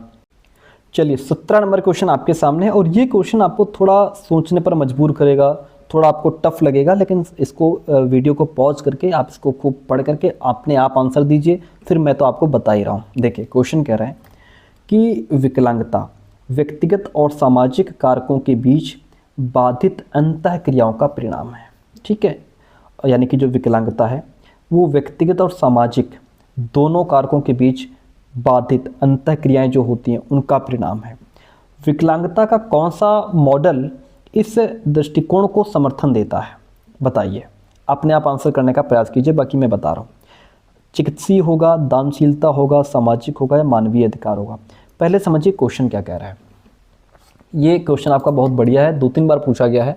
क्वेश्चन क्या कह रहा है? क्वेश्चन कहता है कि विकलांगता कहाँ से आती है, क्या विकलांगता वास्तव में किस कारण होती है, क्या केवल बच्चे के अंदर कमी होती है, या क्या समाज और बच्चे के बीच होने वाली समस्याओं से विकलांगता बनती है। अब लाइन क्या है? विकलांगता व्यक्तिगत और सामाजिक कारकों के बीच बाधित अंतःक्रियाओं का परिणाम है। मतलब देखिए बच्चे में कुछ लिमिटेशंस हो सकती हैं जो उसका पर्सनल फैक्टर है, लेकिन असली विकलांगता तब महसूस होती है जब समाज या वातावरण में मौजूद रुकावटें उसे बाधित कर देती हैं। ठीक है, जैसे समाज में बनी सीढ़ियाँ, ठीक है, उसके साथ हो रहे भेदभाव, उसके लिए संसाधनों की कमी है बच्चे के लिए। ठीक है, अब प्रश्न ये पूछ रहा है कि ऐसा कौन सा मॉडल है जो ये मानता है कि विकलांगता व्यक्ति और समाज की रुकावटों के कारण मिलकर के उत्पन्न होती है। अब जैसे तो इसमें जो मॉडल है आपका वो है सामाजिक मॉडल, सोशल। ठीक है, जो ये चीज़ मान रहा है, मैं इसको और समझाता हूँ आपको। अब विकलांगता को व्यक्ति प्लस समाज दोनों से जोड़कर कैसे समझते हैं? मान लीजिए एक कोई बालक है, कोई भी बालक है, मान लीजिए राहुल है। ठीक है, कोई बालक है, मान लीजिए राहुल व्हील चेयर पे चलता है, और अगर स्कूल में सीढ़ियाँ बनी हुई हैं, ठीक है, रैंप नहीं है, दरवाजे पतले हैं स्कूल के क्लास के, और बच्चे को बाथरूम तक पहुंचने में भी दिक्कत हो रही है, और क्लासरूम तक वो नहीं पहुंच पाता है, तो अब बताओ रुकावट कहाँ है, राहुल में या स्कूल में? राहुल में तो सिर्फ एक फिजिकल लिमिटेशन है ना, कि वो बेचारा चल नहीं पा रहा, पैरों से कमजोर है, ये उसका सिर्फ एक समस्या है। लेकिन बाहर समाज में उसको कितनी सारी समस्याएं देखने को मिल रही हैं, है ना। तो विकलांग उसे समाज की रुकावटें बना रही हैं, बालक विकलांग नहीं है, समाज की जो रुकावटें, जो बाधाएं, ऑब्स्टेकल्स हैं, वो उसको ये महसूस करने पर मजबूर कर रही हैं कि तुम विकलांग हो सकता है वैसे उसके अंदर ये विचार बिल्कुल ना आता हो कि वो विकलांग है, लेकिन जब वो विद्यालय पहुंचता है या अपने घर परिवार में भी जब वो सीढ़ियां चढ़ने की बात आती है, जब दरवाजे उसके लिए पतले से पड़ जाते हैं, उसकी जो व्हील चेयर पे चल रहा है उसकी वो व्हील चेयर अंदर तक नहीं जा पा रही है, तब उसे ये चीज़ जरूर महसूस होती है कि वो विकलांग है। तो ये सामाजिक मॉडल कहता है कि व्यक्ति में जो लिमिटेशंस हैं वो डिसेबिलिटी नहीं है, समाज में जो बाधाएं हैं वही डिसेबिलिटी पैदा कर देती हैं। व्यक्ति के अंदर सिर्फ एक इम्पेयरमेंट, एक लिमिटेशन है, लेकिन समाज उसके लिए कुछ बैरियर्स, कुछ बाधाएं बना देता है, और ये दोनों मिलकर के उसे डिसेबल्ड बना देते हैं। इसीलिए जो समाजीकरण, जो सामाजिक मॉडल है, जो सामाजिक प्रतिमान है, वो कहता है कि विकलांगता जो है ये व्यक्तिगत और सामाजिक दोनों का परिणाम है। ऑप्शन सी यहाँ पे राइट हो जाता है। अगला प्रश्न लीजिए, बहुत बढ़िया क्वेश्चन था, मजा आ गया इस क्वेश्चन में। ऐसा क्वेश्चन आ जाएगा तो फंस जाएंगे आप। फिर प्रश्न कहता है श्रवण बाधित वाले विद्यार्थियों के सफल समावेशन को सुनिश्चित करने के लिए आप क्या करेंगे। विद्यार्थी को सुनाई नहीं देता, इस बात को ध्यान में रखकर आंसर कीजिए। जानकारी प्रस्तुत करने के लिए व्याख्यान विधि का प्रयोग करेंगे। भाई उसको सुनाई नहीं दे रहा है, आप चाहे जितना चिल्ला लो, चाहे माइक लगा लो, साउंड लगा लो, कोई फर्क नहीं पड़ता, उस पर गलत बात है। अधिगम के आकलन के लिए मौखिक परीक्षाओं का उपयोग। मौखिक चाहे जितना चिल्लाओ, गला फाड़ के चिल्लाओ, बच्चे को सुनाई नहीं दे रहा है, हटा दो इसको।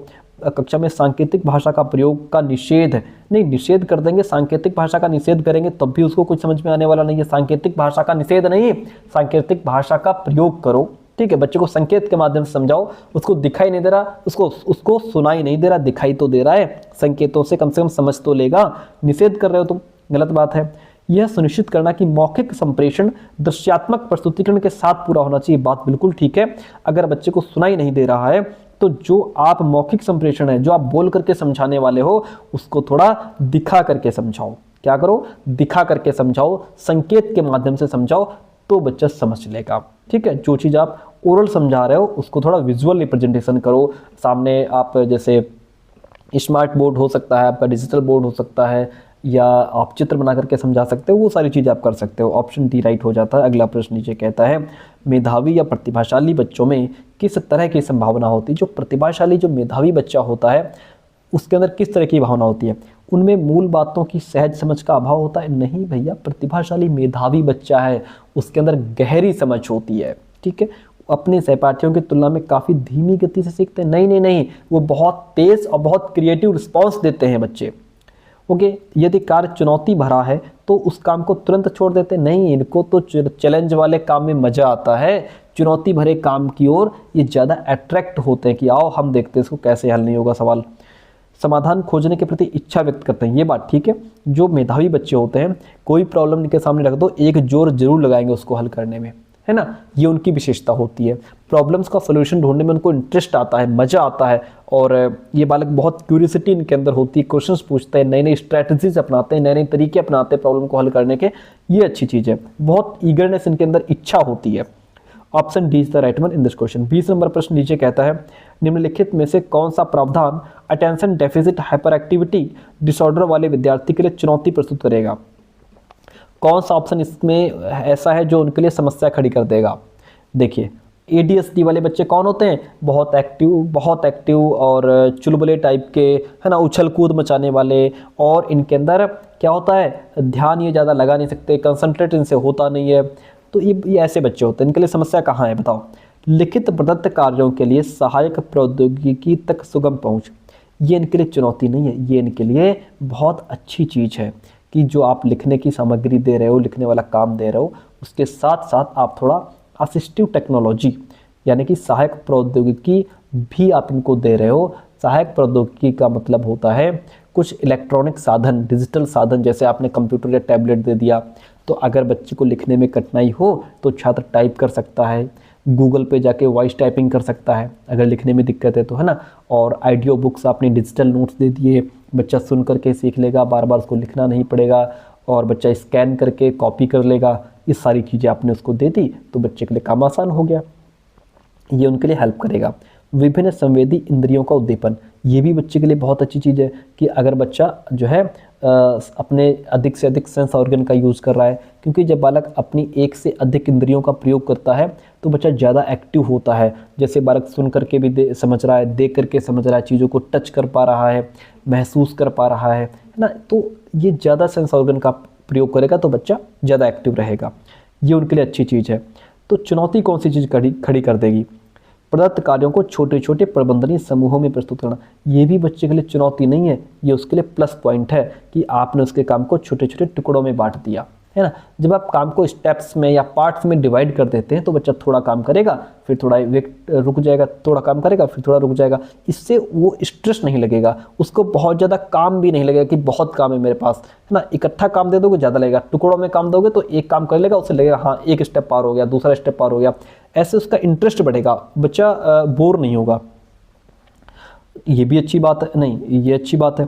बिना किसी अंतराल के लंबी अवधि वाले व्याख्यान, ये तो गलत बात है। इससे ADHD वाले क्या, कोई भी बच्चा इससे परेशान हो जाएगा कि आप कोई ब्रेक नहीं दे रहे हो, बिना किसी ब्रेक के लगातार लेक्चर दिए जा रहे हो, इससे ADHD वाला क्या अच्छे परेशान हो जाते हैं ज़्यादा लेक्चर सुन करके, तो ये उनके लिए चुनौती खड़ी कर देगा। ऑप्शन डी राइट हो गया। एक तो वैसे भी उनका कंसंट्रेट होता नहीं, तुम उसको घंटा भर से लेक्चर दिए जा रहे हो, है ना। अगला प्रश्न 21 नंबर क्वेश्चन क्या कहता है कि अध्यापक को अपने विद्यार्थियों को सहयोगात्मक अधिगम में सहयोग करने, समूह काम करने और सक्रिय रूप से भाग लेने के लिए प्रोत्साहित करना चाहिए। बहुत अच्छी बात है, टीचर को चाहिए कि वो अपने बच्चों को सहयोगात्मक अधिगम यानी कि सभी बच्चे मिलकर के सीख सके, साथ में सीख सके, इसके लिए बढ़ावा देना चाहिए। ठीक है। अधिगम एक सामाजिक गतिविधि है। जी बिल्कुल, अधिगम अकेले नहीं होता होगा, तो कहते हैं बालक अकेले नहीं सीखता, समाज से सीखता है, टीचर्स के साथ सीखता है, ग्रुप में सीखता है, एक्टिविटी करके सीखता है। ठीक है, तो सामाजिक गतिविधि है और विद्यार्थियों को सामूहिक रूप से ज्ञान सृजन करना चाहिए। ये बात अच्छी चीज़ है कि बालक जो है जब समूह में होते तो अपने ज्ञान का खुद निर्माण करते हैं, है ना। तो जैसे चार लोग, जैसे ऐसा होता था हमारे स्कूल में कि जब हम इंटर में थे तो हमारे टीचर क्या करते थे कि मैथ्स का जब पीरियड होता था तो 4 लोगों का ग्रुप यहाँ बना दिया, 4 लोगों का ग्रुप यहाँ बना दिया, 4 लोगों का ग्रुप यहाँ बना दिया। ठीक है, ये सब 4 के ग्रुप बने हैं। अब हम लोग बैठ के एक्सरसाइज सवाल हल कर रहे हैं। तो मान लीजिए जो सवाल मुझे नहीं आ रहा, दूसरे को आ रहा है, हमने उससे पूछ लिया, उसने हमको समझा दिया, हम समझ गए। तीसरे को नहीं आ रहा, उसने हमसे पूछ लिया, हमने उसको समझा दिया। तो इससे टीचर की जरूरत कम पड़ रही है, बच्चे आपस में ही सीख रहे हैं। ये होता है सामूहिक रूप से सीखना या सहयोगात्मक अधिगम, एक दूसरे का सहयोग करके सीख रहे हैं। तो ये चीज़ अच्छी है कि जो है अगर बालक सामूहिक रूप से ज्ञान का निर्माण कर रहे हैं तो टीचर को क्या करना चाहिए, इस तरीके से ज्ञान निर्माण प्रोसेस को बढ़ावा देना चाहिए। बच्चे को सहयोगात्मक अधिगम में सहयोग करने और समूह में काम करने के लिए क्या करना चाहिए, प्रोत्साहित करना चाहिए। इससे बालक अपने ज्ञान का निर्माण खुद कर लेता है। ठीक है, तो ए और आर दोनों सही हैं, आर ए की सही व्याख्या भी कर रहा है। अगला प्रश्न लीजिए, शिक्षण अधिगम की निम्न में से कौन सी विधि ज्ञान के निर्माण में विद्यार्थियों की सक्रिय भूमिका को महत्व नहीं देती है। मतलब कौन सी विधि छात्रों को सक्रिय रूप से ज्ञान निर्माण करने का अवसर नहीं देती, यानी वो तरीका जिसमें विद्यार्थी खुद सोच करके या खोज करके या मिल करके काम नहीं कर पा रहा है, खुद ज्ञान का निर्माण नहीं कर पा रहा है, बल्कि जो बाहर से दिए गए निर्देश हैं बस उन्हीं पर काम कर रहा है, मशीन की तरह काम कर रहा है, खुद एक्टिव नहीं है। व्यवहार अनुकूलन ठीक तो लग रहा है, यहाँ बालक एक्टिव होता ही नहीं है। सहपाठी सहभागिता, पीयर कोलैबोरेशन, यहाँ तो बच्चे आपस में ही सीख रहे हैं, एक दूसरे से सीख रहे हैं, है ना। जो पीयर कोलैबोरेशन होता है इसमें छात्र आपस में मिलकर के सीखते हैं, एक दूसरे के साथ अपने विचार साझा करते हैं। यहाँ तो बालक एक्टिव है। ओके, अन्वेषण अधिगम, डिस्कवरी लर्निंग, यहाँ बच्चे खुद खोजते हैं, प्रयोग करते हैं, एक्सप्लोर करते हैं, अच्छी बात है। पारस्परिक शिक्षण, रेसिप्रोकल टीचिंग जो होती है, इसमें छात्र एक दूसरे को पढ़ा रहे होते हैं, बहुत एक्टिव होते हैं बच्चे। लेकिन कौन सी विधि ज्ञान के निर्माण में विद्यार्थियों की सक्रिय भूमिका को महत्व नहीं देती। बच्चा एक्टिव कहाँ नहीं है, व्यवहार अनुकूलन में बच्चा क्या है, एक्टिव नहीं है, क्योंकि यहाँ ये व्यवहारवादियों से जुड़ा पॉइंट है। यहाँ टीचर आदेश दे रहा होता है, छात्र बस उसी को दोहरा रहे होते हैं। अनुकूलन, बच्चे अनुकूलन दोहरा रहे होते हैं। ठीक है, और यहाँ पर जो अगर बालक अच्छा काम कर रहा है तो उसको पुरस्कार मिलता है, गलत कर रहा है तो उसको दंड मिलता है। यहाँ विद्यार्थी केवल रिस्पॉन्स देते हैं, ज्ञान का निर्माण नहीं होता, सिर्फ बच्चा नकल करके सीख रहा होता है, इसलिए इसमें विद्यार्थी एक्टिव नहीं होता। ठीक है, तो ये ऑप्शन आपका गलत सही हो जाएगा, क्योंकि यहाँ पे बालक सक्रिय नहीं है। ओके, चलिए आगे बढ़ते हैं। प्रश्न कहता है विद्यार्थी किसके द्वारा बेहतर और प्रभावशाली तरीके से सीखते हैं। तो क्या बालक निष्क्रिय अनुकरण करके बेहतर सीखते हैं, पुरस्कार और दंड से बेहतर सीखते हैं, जिज्ञासा और अन्वेषण से बेहतर सीखते हैं, या कंठस्थी रट्टा मार के बेहतर सीखते हैं। तो सिंपल सी बात है, बालक जो है जिज्ञासा और अन्वेषण से बेहतर सीखते हैं, क्योंकि जब बालक के अंदर एक क्यूरियोसिटी होती है और सीखने की इच्छा होती है तब बालक बेहतर सीखता है। Option C is the right one in this question.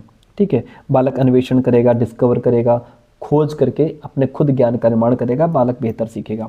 अगला प्रश्न नीचे कहता है कि निम्न में से कौन सा विद्यार्थियों की समस्या समाधान कौशलों के विकास में बाधक बनेगा। जो प्रॉब्लम सॉल्विंग स्किल है उसको डेवलप करने में कौन सी चीज़ है जो बाधा उत्पन्न करेगी, यानी कौन सा फैक्टर बच्चों को नए तरीके से सोचने नहीं देता। देखिए, अनुरूपक चिंतन, ये तो अच्छी चीज़ है। यहाँ बालक जो है अपनी जो उसके सामने नई समस्या आई है उसको पुरानी समस्या से जोड़ करके हल कर लेता है। ठीक है, कि मतलब ऐसा ही सवाल तुमने पहले लगाया था, ये सवाल उसी बेस पे लगेगा। इस तरीके से नई प्रॉब्लम को पुरानी प्रॉब्लम से जोड़ करके उसके आधार पर हल कर लेता है, ये अच्छी चीज़ है। ओके, कार्यात्मक स्थिरता, ये जो है ये समस्या समाधान कौशलों के विकास में बाधक बन जाता है, क्योंकि ये फंक्शनल फिक्सनेस, यहाँ बालक किसी एक चीज़ का एक ही तरीके से यूज़ करना जानता है। जैसे हमने आपको पहले बताया, मान लिया हथौड़े का प्रयोग बालक सिर्फ वो अपने घर परिवार में देखता आया है कि हथौड़े का प्रयोग सिर्फ कील ठोकने में होता है, तो वो यही समझ रहा है कि हथौड़ा सिर्फ कील ठोकने के ही काम आता है। अब कील ठोकने को है, अब सामने उसके पत्थर भी पड़ा है, भारी एक लोहे की दूसरी चीज़ भी पड़ी है, लेकिन वो सिर्फ हथौड़ी के पीछे पड़ा है। उसे क्या पता है? उसे पता है कि बस ये कील हथौड़ी से ही ठुकती है। तो ये कहते हैं फंक्शनल फिक्सनेस, यानी उसके अंदर दूसरे विचार आ ही नहीं रहे हैं, दूसरे तरीके से वो सोच ही नहीं सकता। ठीक है, तो इसे कहते हैं फंक्शनल फिक्सनेस। चलिए, ये बाधा उत्पन्न करेगा। बहुविध तरीकों से प्रश्नों का प्रस्तुतिकरण, तो ये भी अच्छी चीज़ है कि भाई आप जो है एक ही समस्या को कई तरीकों से बच्चों के सामने रखना। बहुविध तरीकों से कोई भी क्वेश्चन है वो आप बच्चों के सामने बहुविध मल्टीपल वेज में बच्चों के सामने रख रहे हैं, ताकि बच्चे अलग अलग पॉइंट ऑफ व्यू से सोच सकें और बेहतर सॉल्यूशन ढूंढ सकें। ठीक है, और प्रासंगिक सूचनाओं पर केंद्रित होना, ये भी प्रॉब्लम सॉल्विंग स्किल को डेवलप करेगा कि आप जो है फोकस किस पर है बच्चों का? रेलिवेंट इन्फॉर्मेशन पर, जो उनके काम की चीज़ें हैं, उनके सब्जेक्ट से जुड़ी चीज़ें हैं, उनके टॉपिक से जुड़ी चीज़ें हैं, ठीक है, उनके रियल लाइफ से जुड़ी चीज़ें हैं, बच्चा उन पर फोकस करे। That is very good. गलत क्या है? कार्यात्मक स्थिरता नेगेटिव है, हमेशा ध्यान रखिएगा। 25 नंबर क्वेश्चन कहता है, विद्यार्थियों द्वारा ग्रहित वैकल्पिक अवधारणाएं अध्यापक को किस प्रकार संबोधित करनी चाहिए? यानी कि बालक जो है वो अपने समाज से या संस्कृत से जो भी सीख करके आया है, उसके अंदर जो मिसकॉन्सेप्शन है, जो गलत फहमी उसने पाल रखी है, उसको टीचर किस नज़रिए से देखे। टीचर को यहाँ पे क्या करना चाहिए बच्चे के साथ? बच्चा अपने साथ क्या गलत फहमी लेके आया है? बच्चा लेके आया है कि सूरज पृथ्वी के चक्कर लगाता है ना, जबकि साइंटिफिकली गलत है, पृथ्वी घूम रही है, सूरज अपनी जगह स्थिर है ना। इस तरीके के मिसकॉन्सेप्शंस हैं, ठीक है। या चंदा मामा हमारे पीछे चल रहे हैं, देखो मैं वहाँ पे था, यहाँ पे था, अब मैं यहाँ आ गया तो चंदा भी मामा भी यहाँ आ गए, या सूरज यहाँ आ गया, सूरज मेरे पीछे चल रहा है। ये सब चीज़ें क्या हैं? मिसकॉन्सेप्शन उसके अंदर बना दी गई हैं। इससे टीचर कैसे निपटे? टीचर को क्या करना चाहिए बताइए? मिसकॉन्सेप्शंस को कि कोई चर्चा किए बिना अनदेखी की जानी चाहिए? नहीं, अगर आप इग्नोर करेगा तो गलतफहमी बनी रहेगी, हटेगी कैसे भाई? ओके, विद्यार्थियों को किसी भी प्रकार की वैकल्पिक अवधारणाएं साझा करने की अनुमति ही नहीं देंगे आप। इससे बालक अपने जो उसका जो सोचने की जो प्रक्रिया है वो प्रकट ही नहीं कर पाएगा। कैसे उसका ये मिसकॉन्सेप्शन दूर होगा भाई, ये बताओ पहले आप। विद्यार्थियों को अपने विचार साझा करने के लिए प्रोत्साहित करना चाहिए और इन पर समग्रता से चर्चा करनी चाहिए। ये बात ठीक है कि बालक अपने साथ जो भी मिसकॉन्सेप्शन, जो गलत धारणाएं लेकर के आया है, आप क्या करें? आप बच्चे को उनके विचार खुल कर के रखने का मौका दें। फिर टीचर उन्हें बड़ी समझदारी से चर्चा में लेकर के आए, डिस्कशन करे, डिबेट्स करे और सही साइंटिफिक कॉन्सेप्ट हो उसके माध्यम से उसको समझाने का प्रयास करे। अच्छी बात है। वैकल्पिक अवधारणाओं के लिए दंड देना चाहिए, किसने कह दिया? गलत बात। ऑप्शन सी यहाँ पे बेस्ट ऑप्शन हो जाता है। अगला प्रश्न लीजिए, निम्नलिखित में से कौन सा बाहरी अभिप्रेरणा का उदाहरण है? देखिए, एक होती है आंतरिक अभिप्रेरणा, एक होती है बाहरी अभिप्रेरणा। आंतरिक अभिप्रेरणा का मतलब होता है जब हम किसी काम को अपनी इच्छा से करते हैं, अपने मन से करते हैं, बिना किसी बाहरी दबाव के, बिना किसी बाहरी इनाम के, बिना किसी बाहरी प्रोत्साहन की इच्छा के। ठीक है, हमारी सिर्फ इच्छा है कि हम इस सब्जेक्ट पर अपनी पकड़ बनाएं, हमारा एक कॉन्सेप्ट क्लियर होना चाहिए, हमारे अंदर क्यूरियोसिटी है, चीज़ों को जानने की इच्छा है, समझने की इच्छा है, इसीलिए हम सीख रहे हैं। उसे कहते हैं आंतरिक अभिप्रेरणा। जब बालक बाहर से मोटिवेट होता है कि मैं इनाम पाने के लिए पढ़ रहा है ना, या स्कूल में टीचर मारेगी उसके डर से पढ़ रहा है, वो बाहरी अभिप्रेरणा होती है। क्वेश्चन समझिए, बाहरी अभिप्रेरणा का उदाहरण क्या है? जिज्ञासा को संतुष्ट करने के लिए अधिगम। अगर आप अपनी क्यूरियोसिटी को सेटिस्फाई करने के लिए सीख रहे हैं, याद कर रहे हैं, पढ़ रहे हैं, तो ये आंतरिक अभिप्रेरणा है, क्योंकि इसमें बाहरी कोई दबाव नहीं है आप पर। समझ को समृद्ध करने के लिए, आप अपने अंडरस्टैंडिंग को इंप्रूव करने के लिए, कॉन्सेप्ट पर अपनी पकड़ बनाने के लिए पढ़ रहे हैं। ठीक है, किसी टॉपिक को समझने के लिए आप पढ़ रहे हैं, ये आपकी आंतरिक अभिप्रेरणा है। नगद पुरस्कार पाने के लिए अगर आप पढ़ रहे हैं, ये आपकी बाहरी अभिप्रेरणा है, क्योंकि आप चाह रहे हैं कि अगर मैं ये पढ़ लूँगा या अगर मैं इस बार अच्छे नंबर ले आऊँगा तो घर वाले मुझे साइकिल दिलाएंगे, फ़ोन दिला देंगे। ये आप बाहरी रूप से प्रेरित हैं, आपकी इच्छा नहीं है पढ़ने की। या आप स्कूल में टीचर ने कह दिया कि कल जो 4 क्वेश्चन ये याद करके सुना देगा उसे स्कूल में टॉफ़ी मिलेगी, पेंसिल मिलेगी, तो अब आप याद कर रहे हो आकर के, है ना। इसलिए याद नहीं कर रहे हो कि आपकी इच्छा है, आप इसलिए याद कर रहे हो कि क्लास में उसको टॉफ़ी मिलेगी, इनाम मिलेगा, उसकी पीठ थपथपाई जाएगी, है ना, लोगों के सामने उसकी इज्जत होगी, इसलिए आप पढ़ रहे हो। तो ये क्या है, बाहरी मोटिवेशन है। किसी कौशल में निपुणता प्राप्त करने के लिए अधिगम, आप अपनी स्किल को इम्प्रूव करना चाह रहे हो, आप अपनी स्किल के मास्टर बनना चाह रहे हो, ये आपकी आंतरिक इच्छा है, बाहरी नहीं है। तो बाहरी क्या हो जाएगा, ऑप्शन सी आपकी बाहरी इच्छा है, बाहरी रूप से आप अभिप्रेरित हैं। प्रश्न कहता है साइमा अपनी असफलता के लिए योग्यता में कमी को उत्तरदायी ठहराती, कहती है मेरे अंदर लैक ऑफ एबिलिटी है, योग्यता की कमी है, मैं उतनी योग्य नहीं हूँ। और योग्यता को एक स्थिर रूप की तरह मानते हो, कहते हैं कि जो मेरी एबिलिटी है ये एकदम फिक्स है, मैं इसको इम्प्रूव भी नहीं कर सकती। बार बार असफलताओं का होना उसमें किस प्रकार की भावना का विकास करेगा, क्यूरियोसिटी, नहीं, क्यूरियोसिटी यहाँ पे आ ही नहीं सकती, यहाँ पे क्यूरियोसिटी आ ही नहीं सकती। क्यों, क्योंकि वो क्या कहती है कि मतलब मेरे अंदर कमी है। असफलता और क्षमता को स्तर मानने से जिज्ञासा नहीं बढ़ती बल्कि कम हो जाती है, ठीक है। तो असहायता का सीखा हुआ भाव, ये ठीक है यहाँ पे, क्योंकि यहाँ जब बालक ये कह रहा है कि मेरे अंदर योग्यता की कमी है, जब कोई अपनी क्षमता को स्थिर मान ले और ये मान ले कि मैं इसको बदल नहीं सकता, तो इसको कहते हैं फिक्स्ड माइंडसेट। यहाँ पे उसका जो माइंडसेट है वो एकदम फिक्स्ड हो गया है, ठीक है। बच्चा क्या समझ रहा है, मैं इसको बदल नहीं सकता, उसे लगता है कि चाहे जितना प्रयास कर लो कोई फ़ायदा नहीं है। जब असफलता बार बार होती है तो दिमाग में एक भाव पैदा हो जाता है कि मैं कुछ नहीं कर सकता, मेरे अंदर क्षमता ही नहीं है, कोशिश करने से कोई फ़ायदा नहीं। इसी को कहते हैं लर्नेड हेल्पलेसनेस। क्या कहते हैं, लर्नेड हेल्पलेसनेस। आई बात समझ में। गर्व, यहाँ पे प्राइड है नहीं भाई, असफलता गर्व नहीं पैदा कर सकती। आशा, यहाँ पे कोई होप नज़र नहीं आ रही। जब बालक सोचता है कि योग्यता बदली नहीं जा सकती, उसमें आशा नहीं निराशा आ जाती है। According to the question option B right हो गया। 28 नंबर क्वेश्चन लीजिए, क्या कहता है, आप अपने विद्यार्थियों को कुछ जानकारी याद करवाना चाहते हैं, कोई आप टॉपिक है समझा रहे हैं, है ना, तो इस उद्देश्य के लिए आप किस युक्ति से बचना चाहेंगे, कौन सा काम क्लास में आप नहीं करेंगे। आप जो है बच्चों को कोई इन्फॉर्मेशन दे रहे हैं, कोई टॉपिक समझा रहे हैं, कोई चैप्टर पढ़ा रहे हैं, तो उस समय आप क्या करने से बचेंगे।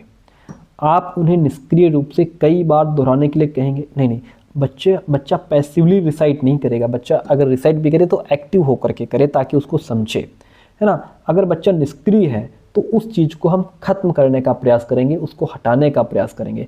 टीचर को इस बात से बहुत बचना चाहिए, ये काम टीचर को नहीं करना चाहिए। दोहराना, सिर्फ रट्टा मारना, ये गलत बात है, ओके। इस काम से टीचर को बचना चाहिए। आगे ऑप्शन कहता है उनके पूर्व ज्ञान से संबद्धता जोड़ें। ये तो अच्छी बात है कि आप जो नई चीज़ पढ़ा रहे हैं वो बच्चे के प्रीवियस नॉलेज से कनेक्ट भी कर रहे हैं, इससे बच्चा बढ़िया सीखेगा, एक्टिव होगा। ज्ञान को वास्तविक जीवन की समस्याओं में लागू करने के अवसर देंगे। ये बहुत प्लस पॉइंट है कि आप जो है बच्चे के ज्ञान को उनके रियल लाइफ से जोड़ देंगे, रियल प्रॉब्लम्स से जोड़ देंगे। जब ज्ञान बच्चे की दैनिक जीवन से जुड़ जाता है, रियल लाइफ से जुड़ जाता है, रियल प्रॉब्लम्स से जुड़ जाता है, अब बच्चा अपने समाज से उस ज्ञान को जोड़ लेता है, तो उसकी जो ये लॉन्ग लास्टिंग हो जाता है, लर्निंग लॉन्ग लास्टिंग, लंबे समय तक उसके दिमाग में बनी रहती है। अच्छा पॉइंट है। उस कॉन्सेप्ट हेतु उदाहरण और गैर उदाहरण प्रस्तुत करेंगे। ये भी बहुत बढ़िया बात है कि भाई आप जो भी समझा रहे हैं उसके लिए उदाहरण भी दीजिए, गैर उदाहरण यानी कि उसकी अपोजिट चीज़ें हैं उसका भी उदाहरण दीजिए। जैसे अगर आप सजीव पढ़ा रहे हैं तो निर्जीव का भी उदाहरण दीजिए, है ना, कि भाई पेड़ पौधे सब सजीव हैं, जो चीज़ें चलती हैं वो भी सजीव हैं। अब आप ये उदाहरण दे दिया, गैर उदाहरण जैसे कार, मोटरसाइकिल, इसका भी उदाहरण दे रहे हो, टेबल का उदाहरण दे रहे हो, तो निर्जीव हो गया। इस तरीके से इससे कॉन्सेप्ट एकदम क्लियर हो जाता है। बस क्या करेंगे आप, निष्क्रिय रूप से कई बार दोहराने के लिए कहेंगे, इस काम से हम बचेंगे, ये काम तो नहीं करेंगे। अगला प्रश्न, निम्नलिखित में से कौन सा व्यक्तिगत कारक है जो अधिगम को प्रभावित करता है। व्यक्तिगत क्या है भाई, ये क्वेश्चन आज हमने उसमें क्विज में भी डाला है, ध्यान दीजिएगा, उस पर आंसर करिएगा जाकर के क्विज पर। कहता है कौन सा कारक, कौन सा व्यक्तिगत पर्सनल फैक्टर है जो लर्निंग को प्रभावित करता है, यानी व्यक्तिगत कारक जो बच्चे के अंदर से आते हैं। स्कूली माहौल तो अंदर से नहीं आ रहा है, आनुवंशिकता हेरिडिटी ये बच्चे के अंदर से आता है। ये क्या है, इंटरनल फैक्टर है जो बच्चे की उसका आईक्यू लेवल, उसकी कॉग्निटिव जो क्षमता है, सीखने की गति है, इंटरेस्ट है, स्किल है, उसका इंटरेस्ट और उसकी जो शरीर की क्षमता है, ये सभी उसके बालक के अंदर के पर्सनल फैक्टर्स हैं, है ना, जो बच्चे की लर्निंग को प्रभावित करते हैं। तो हेरिडिटी इज़ द इम्पॉर्टेंट। सांस्कृतिक संदर्भ, उसका कल्चरल कॉन्टेक्स्ट बाहरी है, एंड अध्यापिका का शिक्षा शास्त्र, टीचर्स कैसी पैडागोजी यूज कर रही है, ये सब बाहरी है, ठीक है। एक्सटर्नल फैक्टर्स हैं, बाकी आंतरिक हो जाएगा हेरिडिटी। ऑप्शन बी राइट हो गया। आज का लास्ट क्वेश्चन। और यदि सीटेट में आपका सब्जेक्ट एसएसटी है तो हमारे पास एसएसटी के पेड नोट्स अवेलेबल हैं, जिसके लिए आपको कुछ फीस पे करनी पड़ती है एंड कंप्लीट नोट्स आपको पीडीएफ फॉर्मेट में व्हाट्सएप पे प्रोवाइड करा दिए जाते हैं। इस नंबर पे व्हाट्सएप करिएगा, फीस जान लीजिए, फीस पे करने के बाद कंप्लीट नोट्स आपको प्रोवाइड करा दिए जाते हैं। आज का लास्ट क्वेश्चन लीजिए। अधिगम किसके द्वारा नकारात्मक रूप से प्रभावित होता है, यानी कि कौन सी चीज़ है जो सीखने पर गलत प्रभाव डालेगी या सीखने को कम कर देगी? अध्यापिका द्वारा प्रदान पाठ या सहयोग, इसकी बात वाइगोत्स्की करते हैं। ये अच्छी चीज़ है कि आप बच्चे को एक टेम्पररी हेल्प दे रहे हो, बच्चे को संकेत इशारे दे करके समझा रहे हो, अच्छी बात है। निराशा की भावना, हाँ, अगर बच्चे के अंदर फीलिंग ऑफ होपलेसनेस है, निराशा की भावना है, निराशा यानी फ्रस्ट्रेशन से क्या होता है, इससे बालक के अंदर मोटिवेशन की कमी हो जाती है, बच्चे का कॉन्फिडेंस गिर जाता है, ध्यान भटक जाता है और बालक लर्निंग में अपना इंटरेस्ट खो देता है, इसलिए सीखना इससे बहुत ख़राब हो जाता है। यही नकारात्मक प्रभाव डालता है। विद्यालय का प्रिंट रिच एनवायरनमेंट, मैंने अभी ऊपर 2 इमेज आपको दिखाई थी, प्रिंट रिच एनवायरनमेंट बहुत लर्निंग को बढ़ाता है। यहाँ पे इन्वायरमेंट अपने आप में टीचर बन जाता है बच्चों को सिखाने के लिए, ठीक है, बहुत बढ़िया। विद्यार्थियों की ज़रूरत के अनुसार व्यक्तिगत रूप से अगर आप बच्चे को सिखा रहे हैं, जिसकी जैसी ज़रूरत, जिसकी जैसी आवश्यकता, उसके हिसाब से उसको इंस्ट्रक्शन दे रहे हैं, दैट इज़ वेरी गुड। इसका मतलब आप बच्चे की व्यक्तिगत भिन्नता को ध्यान में रख रहे हैं, ठीक है, ये भी अच्छी बात है। तो नकारात्मक रूप से कौन प्रभावित करेगा? Feeling of hopelessness. Option B is the right one. प्यारे दोस्तों, कैसे रही क्लास कमेंट करके जरूर बताइएगा। थैंक यू सो मच, मिलते हैं बहुत जल्दी नेक्स्ट क्लास में।